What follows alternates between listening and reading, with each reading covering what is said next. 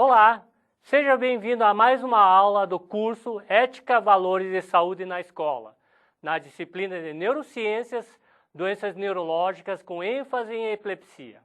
Meu nome é Lili Min e estarei falando uma aula sobre a epilepsia nas diferentes fases da vida.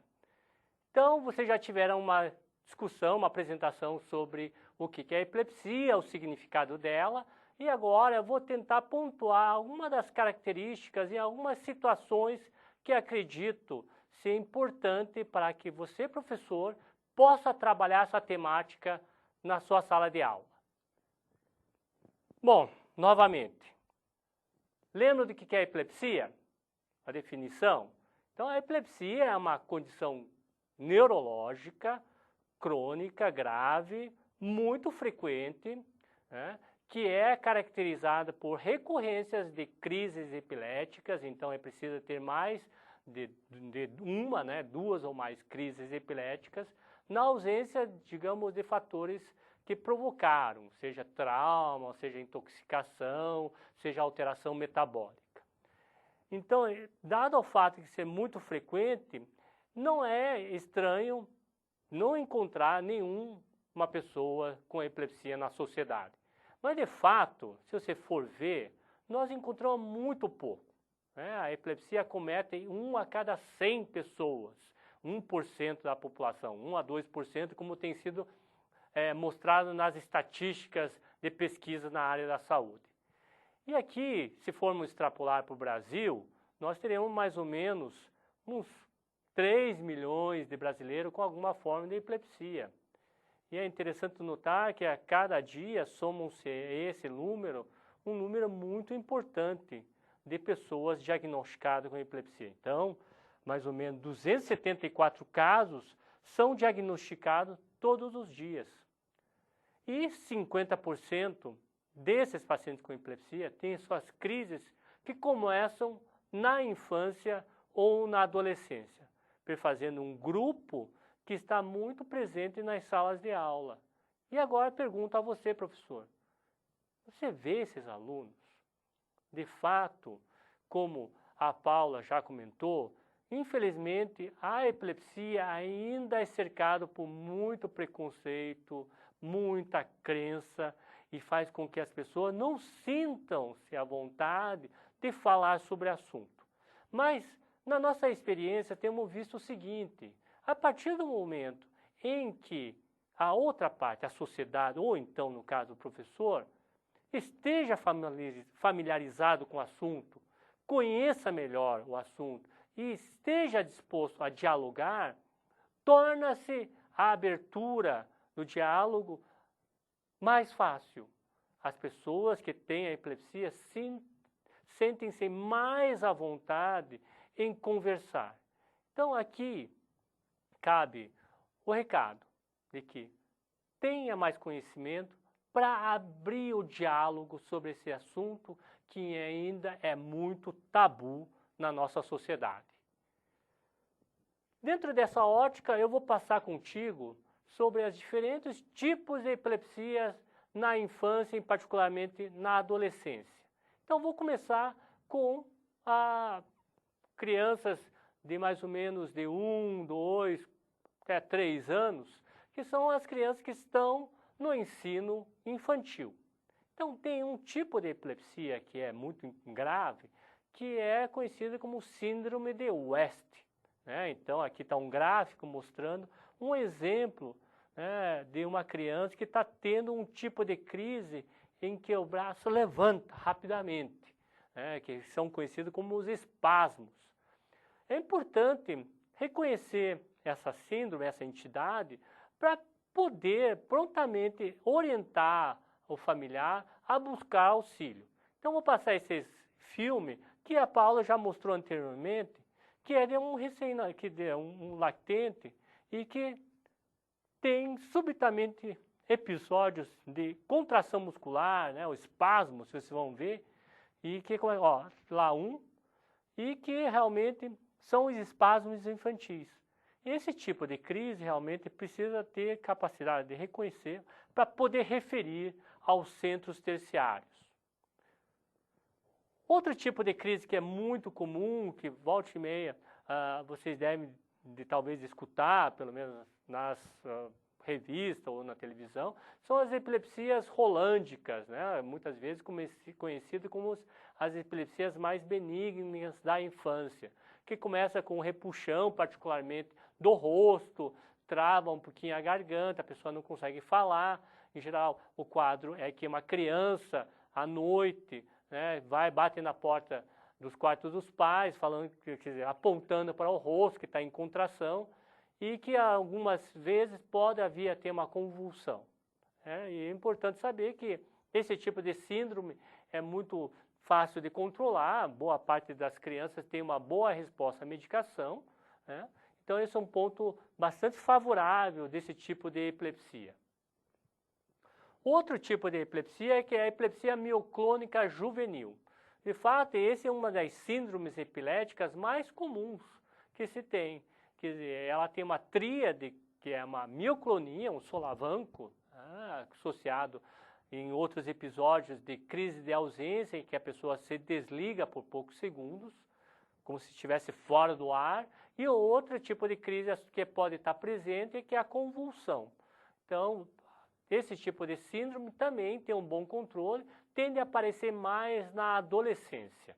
Vou mostrar dois tipos de crise, né, para exemplificar essa síndrome, que é uma crise mioclônica, que é muito rápida, e a outra é uma crise de ausência, que é muito sutil e muitas vezes passa desapercebido. Então, a primeira é de mioclonia. Né? Então, tá uma pessoa, de repente, deu um sustinho. Tá? Eu vou passar de novo. Lá, preste atenção, um sustinho. Tá? E a pessoa volta. E esse tipo de crise é muito semelhante àquela crise, aquela crise que boa parte das pessoas já tiveram. É aquele crise que aparece logo que você vai dormir, né, depois de um dia estafante, que você fez uma atividade física extenuante, então você está ali na cama relaxando, prestes a pegar no sono e de repente parece que cai assim no vácuo. Acredito que você já teve isso. Isso é tipo uma mioclonia. Nesse caso que eu descrevi, é fisiológica, não é patológica, mas a manifestação, a sensação é muito semelhante à mioclonia que vocês acabaram de ver. Outro é uma crise de ausência. Então, a crise de ausência ela pode ser desencadeada, olha aqui, está acontecendo, por manobra de hiperventilação. Então, o médico pede para que a criança faça a hiperventilação por 2, 3 minutos a fim de desencadear a crise. Lembrando que isso é um atributo exclusivamente de médico. Então, que mostra. Vou mostrar novamente, rapidinho, a crise. Está lá, fazendo manobra de hiperventilação e de repente vocês notem que a criança para, começa a piscar, mexe um pouquinho a boca. Nesse momento está fora do ar. Por poucos segundos, aí volta a fazer o que estava fazendo. Né? Então, novamente, vai ter uma parada, né? Novamente uma crise ali. Então, é um tipo de crise muito sutil. É importante agora você fazer um lembrete que, às vezes, as crianças são até rotuladas que vivem no mundo da lua, não aprendem. Mas você imagine a criança que está tendo dezenas dessas crises, uma atrás da outra, né? Às vezes chega até centenas. Então é claro que nesse período em que a criança está totalmente desconectada, não vai conseguir absorver nada do meio ambiente.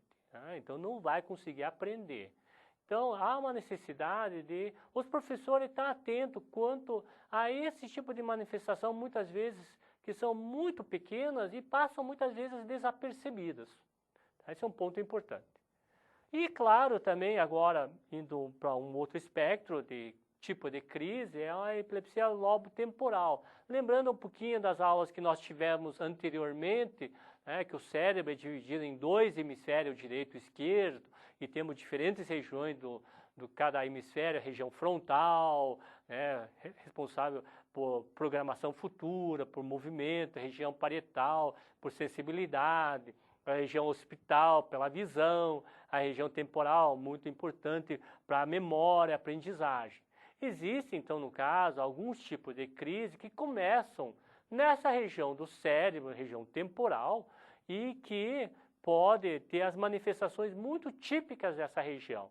Então, às vezes as pessoas falam, olha, tem aquela sensação de medo, né, ou sensação de parece ter vivido aquela situação, pois é uma região do cérebro responsável por trabalhar essas partes de emoção, né, de medo, de armazenar as experiências vividas. Então, alterações de crise nessa região pode fazer com que as crises tenham esse tipo de manifestação. Então, aqui é um bom lembrete de que nem todas as epilepsias são feitas somente de convulsão, né? Porque boa parte da pessoa acredita que a epilepsia é igual a convulsão. Não, existem vários tipos de crise. Então, conforme a região do cérebro acometido, a manifestação clínica vai ser diferente. Então, esse é um ponto importante a ser comentado. E aqui está um exemplo de uma pessoa que está em crise de lobo temporal. Notem que ela aparentemente está de olhos abertos, mas ela não está consciente, não consegue fazer o contato. Ela está mexendo o braço, né, o tempo todo e parece que vai passar mal. Imagine essa pessoa em ambiente público. Muitas vezes essas pessoas são mal interpretadas como uma pessoa com um transtorno mental, alguma inadequação comportamental, quanto de fato elas estão fora, digamos, de si, não tão conscientes, e estão de fato tendo crises epiléticas, da região temporal. Fazendo uma mudança agora para as causas, estudo das causas, a etiologia, que estuda as causas da epilepsia. Lembrando que a epilepsia nós entendemos como mais uma síndrome, uma condição neurológica que tem várias causas que podem ter em comum a repetição de crises epiléticas, e no caso, a epilepsia. Então, aqui está uma lista incompleta, mas uma lista frequente das causas mais comuns encontradas. Então, as doenças genéticas, congênitas, as doenças infecciosas, parasitárias, particularmente a neurocistercose, as traumáticas, as obstétricas, vasculares, neoplásicas. Então, indo um pouquinho para os subgrupos, se pegarmos crianças menores, a gente vai ver que as causas das epilepsias é um pouquinho diferente dos adultos, como eu vou te mostrar. Então, as intercorrências perinatais, as infecções, as displasias corticais, que é um tipo de malformação do cérebro, por algum motivo o cérebro não desenvolveu-se da maneira como deveria, e com isso acaba também gerando problemas de crises ou até outros, conforme for a gravidade dessa malformação, que pode vir até um retardo mental. Um ponto importante, que muitas vezes as pessoas acham que a epilepsia causa retardo mental. Não, não é esse o fato. O fato é que muitas vezes a doença de base ou a causa base, ela causa tanto um quadro de atraso no desenvolvimento psicomotor, um retardo mental, bem como tem crise epilética. Então, não que a crise epilética ou a epilepsia leve a um quadro de retardo mental, mas sim, o retardo mental e a epilepsia são causados por uma fonte em comum, tem uma origem em comum. Agora, nas crianças maiores ou adolescentes e jovens, a gente vai ver que tem as idiopáticas, causa genética, traumatismo craniano, as infecções também estão presentes, e começamos a ver outros problemas, particularmente o abuso de substâncias, o álcool e drogas, que infelizmente estão muito presentes ainda na nossa sociedade, que aqui cabe um ponto que, novamente, a discussão franca e aberta na escola, para tentarmos modificar esse tipo de comportamento, é muito, muito importante. E se pegarmos pessoas, 50 anos ou mais, vocês vão ver que a principal causa está as doenças cerebrovasculares, o derrame, o AVC e até tumores cerebrais.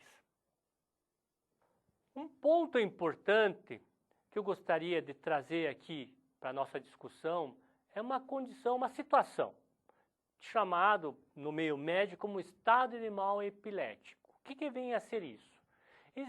As crises epiléticas, de uma maneira geral, elas são autolimitadas e duram em questão de segundos a 1, 2 minutos. Entretanto, em algumas situações, essa crise ela dura mais, né?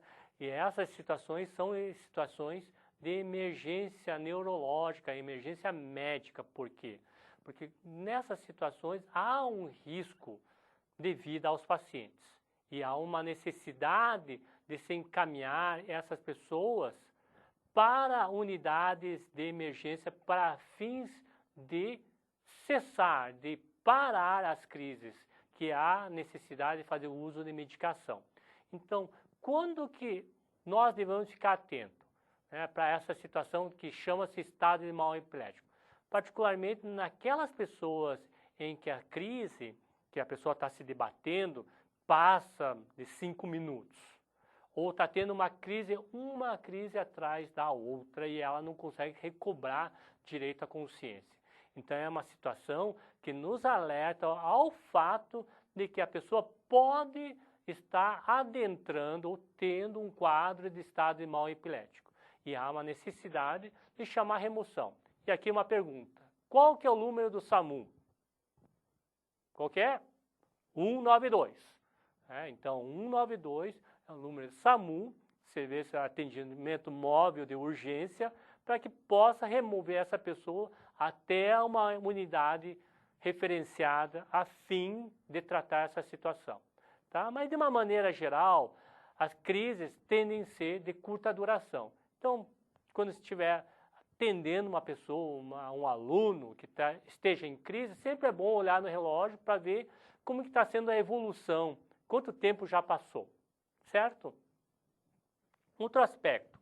Queria fazer agora algumas considerações em duas situações, em mulheres, né, e em crianças, tá certo? Em mulheres, claramente existem algumas peculiaridades, né, na mulher, entre elas a questão da gravidez, a necessidade de planejamento familiar, a amamentação e fora os outros. Eu só vou fazer um breve comentário aqui quanto à questão do planejamento familiar. Existe ainda um tabu, uma crença de que as pessoas com epilepsia, as mulheres com epilepsia, não podem constituir família, não podem ter filho. Isso aí realmente é uma crença, tá? É um tabu. As mulheres que têm epilepsia, elas podem vir a ter filhos, tá certo? Existe, claro, uma necessidade de alguns cuidados que devem ser levados em conta. Então, no caso, o planejamento familiar prevê o uso de anticoncepcionais, e esses anticoncepcionais devem ter uma dosagem adequada, então o médico bem informado vai poder orientar qual tipo de anticoncepcional o paciente deve usar. O uso de ácido fólico, né, para qualquer mulher que deseja engravidar, independente de ter ou não epilepsia, se deve usar com 2, 3 meses antes da concepção, então acaba tendo que usar ele profilaticamente, porque o ácido fólico tem sido visto que, independente da pessoa novamente ter ou não epilepsia, a pessoa que não tem nada, uma mulher que deseja engravidar, ela minimiza os riscos de malformação do sistema nervoso. Então, o ácido fólico é muito importante para essa finalidade. E a gravidez?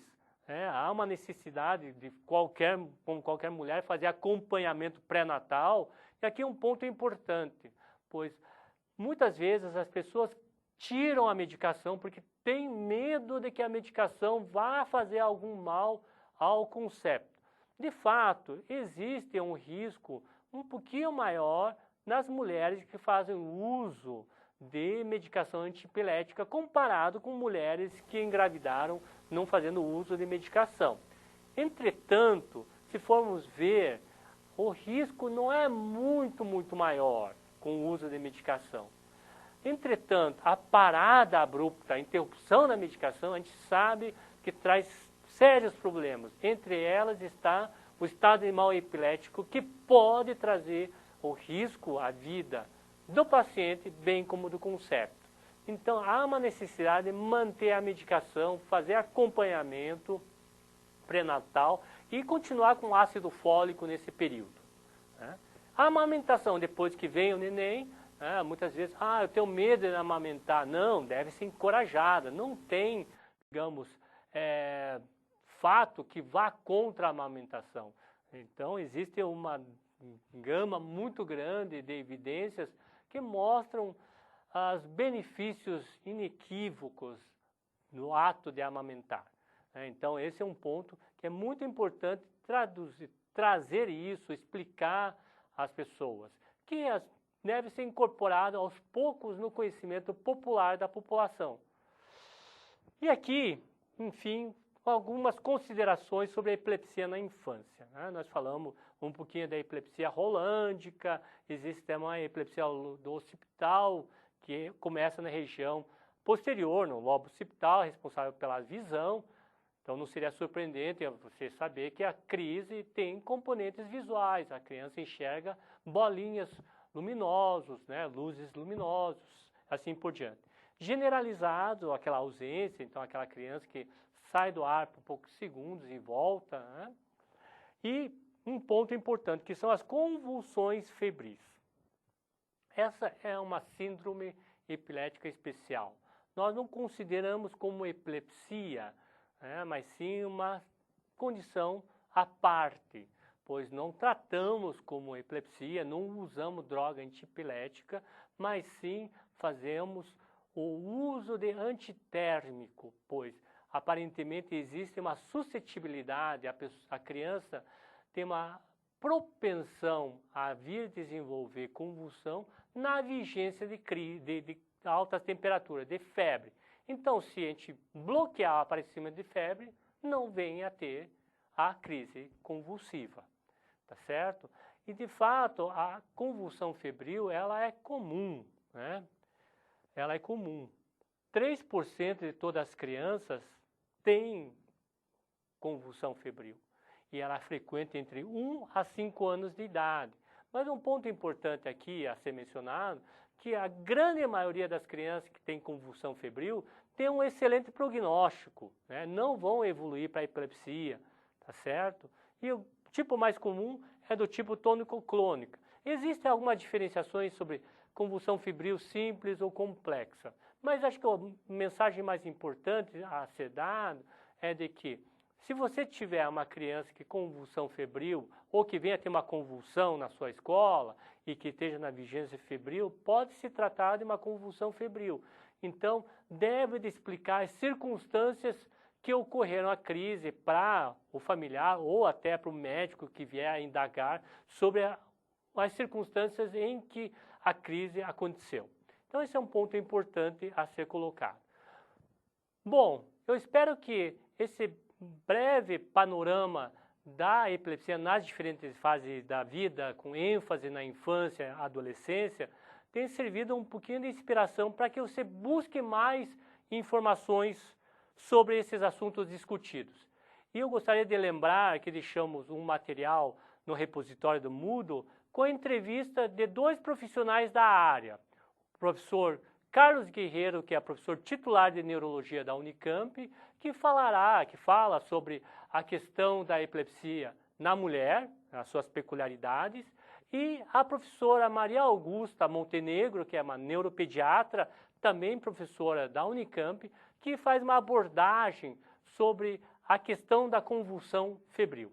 Espero que você faça um bom uso e vemo-nos na próxima aula.